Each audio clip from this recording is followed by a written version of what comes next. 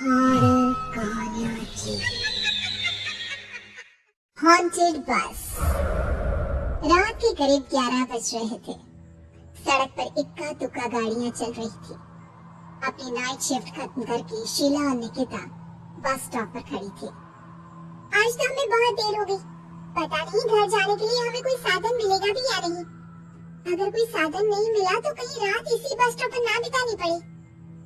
अपनी काली जुबान बंद कर, जब देखो तब उल्टी बातें ही करती है। अरे कुछ देर रुक जाना, कुछ ना कुछ मिल ही जाएगा। लेकिन काफी देर तक इंतजार करने के बाद भी उन्हें कोई बस नहीं मिलती। धीरे धीरे समय के साथ साथ सड़क पर चलने वाली गाड़ियों का दिखना भी बंद हो जाता है। अरे ये देख, अब तो सड़क पर एक भी गाड़ी नहीं दिख रही। दूर दूर तक गाड़ी और किसी इंसान का नामो निशान नहीं है। एक काम करते हैं, वापस अपने ऑफिस चलते हैं। हम दोनों आज रात वहीं गुजार लेंगे। देख, तुझे अच्छी तरह पता है 10 बजे के बाद चौकीदार ऑफिस के मेन गेट पर ताला लगाकर अपने घर चला जाता है। ऑफिस जाने का कोई फायदा नहीं है। इस सुनसान सड़क को देख मुझे बहुत घबराहट हो रही है। एक काम करना, उसी चौकीदार के घर चलते हैं। वो भी तो परिवार वाला है। हम बेफिक्र होकर आज रात उसके घर पर रुक सकते हैं। अरे पागल, चौकीदार 10 बाई 10 की खोली में रहता है।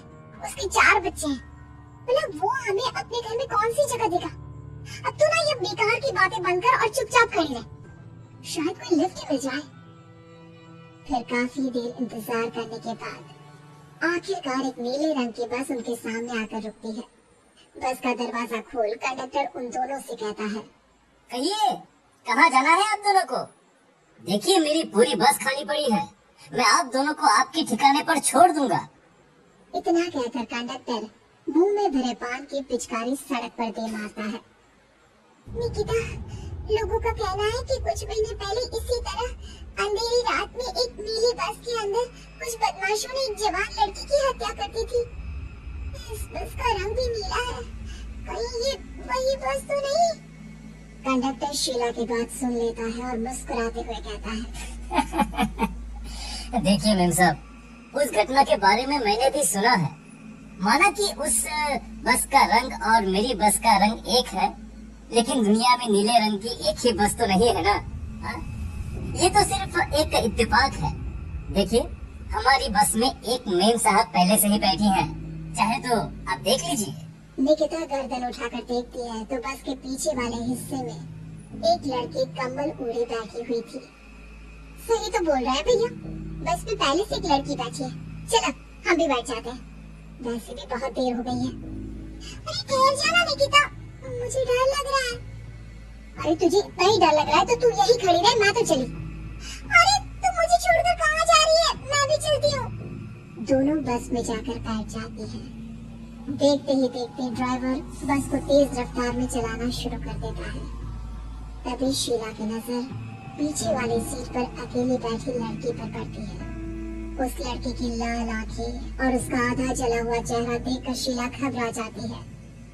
सुन निकिता, हमारे पीछे जो लड़की बैठी है ना, उसकी आंखें एकदम खून की तरह लाल और चेहरा किसी चुड़ैल की तरह डरावना दिख रहा है। अरे छोड़ ना, कौन कैसा दिखता है? मुझे इन सब बातों में कोई दिलचस्पी नहीं है। मैं थोड़ी देर झपकी लेना चाहती हूँ, इसलिए अब तू अपनी बड़बड़ बंद कर प्लीज।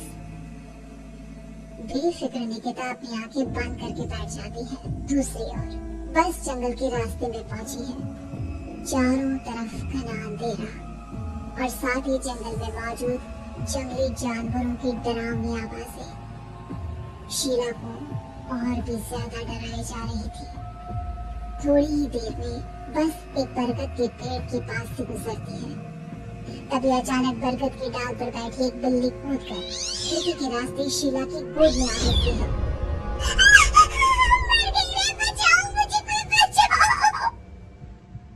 शीला के चिल्लाने की वजह से निकिता की आंख खुल जाती है और वो भी घबराकर इधर उधर देखने लगती है। तभी पीछे वाली सीट पर बैठी लड़की उठकर शीला के पास आती है और बिना कुछ कहे उस बिल्ली को शीला की गोद से उठा उसे सहलाते हुए अपनी गोद में लेकर वापस अपनी सीट पर जाकर बैठ जाती है। अरे शीला तो बहुत ही डरपोक है, जरा सी बात पर उछल पड़ती है। मैं कल से अकेले ही सफर करूंगी। अरे मैं क्या करूं? वो बिल्ली अचानक मेरी गोद में आ गिरी। अपनी बकवास बंद कर और मुझे चैन से सोने दे। इस तरह शीला को डांटकर निकिता फिर सो जाती है। पर तभी अचानक एक झटके से ब्रेक लगाकर ड्राइवर बस को रोकता है। शीला खिड़की से बाहर झांक कर देखती है तो उसे सड़क के किनारे एक काला आदमी खड़ा दिखाई देता है। उसकी बड़ी बड़ी दाढ़ी और अजीब से कपड़े देखकर शीला को घबराहट होने लगी। क्या हुआ ड्राइवर भैया, आपने बस क्यों रोक दी? अरे वो देखो वहाँ, वो सड़क के किनारे एक आदमी खड़ा है, उसी के लिए मैंने बस रुकवाई है। शीला निकिता को धक्का देकर नींद से जगाती है। अरे अब क्या हुआ? वो देख, सड़क किनारे कितना डरावना आदमी है। उसका अजीबोगरीब हुलिया देखकर लगता है जैसे कोई शैतान खड़ा हो। अब शीला की तरह निकिता भी उस आदमी को देखकर थोड़ा डरने लगती है। कंडक्टर, क्या तुम उस आदमी को बस में चढ़ाने वाले हो? उसे देखकर हमें डर लग रहा है, उसे बस में मत चढ़ाओ। अरे डरने की कोई बात नहीं है मेम साहब, ये आदमी जंगल के पीछे वाले गांव में रहता है। ये रोज इसी वक्त मेरी बस में बैठकर पड़ोस वाले गांव में जाता है। और वैसे भी ये बेचारा गूंगा है। अगर आप लोगों को डर लगता है तो मैं इसे ड्राइवर के बगल में बिठा देता हूँ। अच्छा ठीक है। फिर कंडक्टर का इशारा पाते ही वो आदमी बस में सवार हो जाता है। ड्राइवर दोबारा एक्सीलेटर पर जोर देकर बस को आगे बढ़ाता है।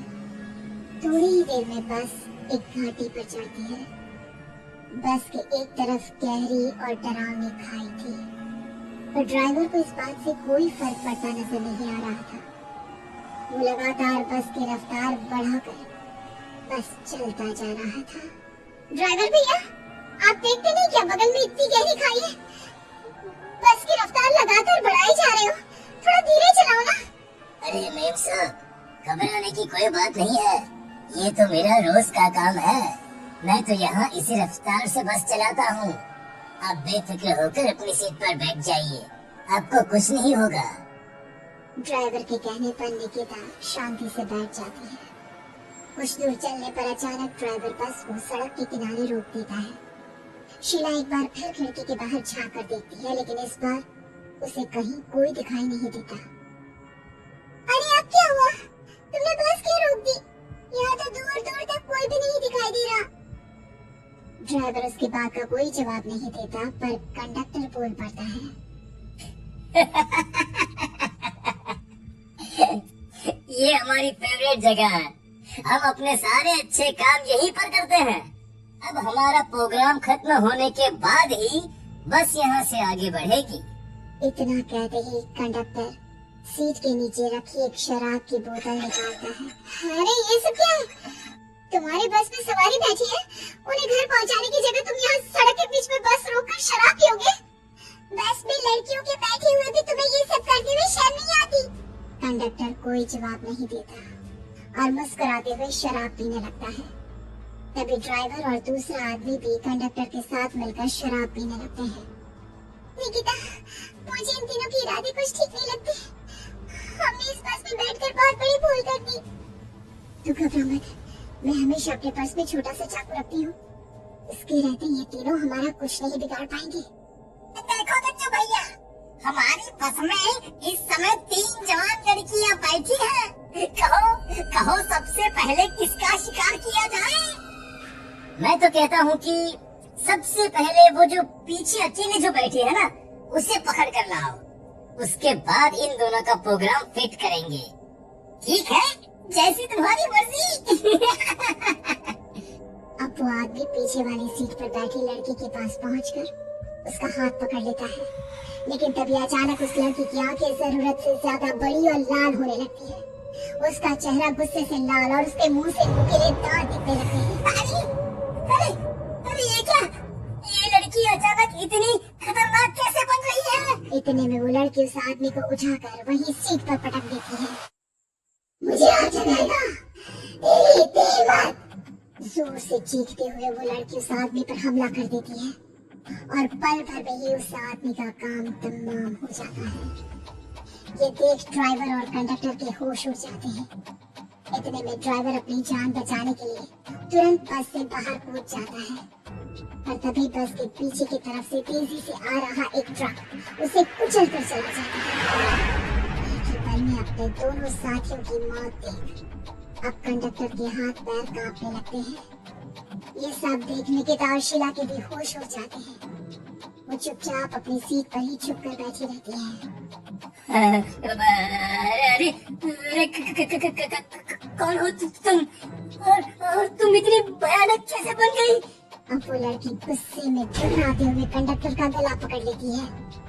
इतनी जल्दी मुझे भूल गए? कुछ महीनों पहले तुम तीनों ने बड़ी बेरहमी से मेरी हत्या की थी और फिर शहर छोड़कर भाग गए। कई दिनों से मैं तुम तीनों के इंतजार में भटक रही थी। आज जाकर मेरा बदला पूरा होगा। अब तू भी अपने साथियों की तरह जहन्नम पहुंच जाएगा। अब वो लड़की कंडक्टर को उठाकर बस के पास मौजूद खाई में फेंक देती है। कंडक्टर एक बड़े पत्थर से जा टकराता है और उसकी भी मृत्यु हो जाती है। दूसरी तरफ ये सारा नजारा देख शीला और निकिता बेहोश हो जाती है।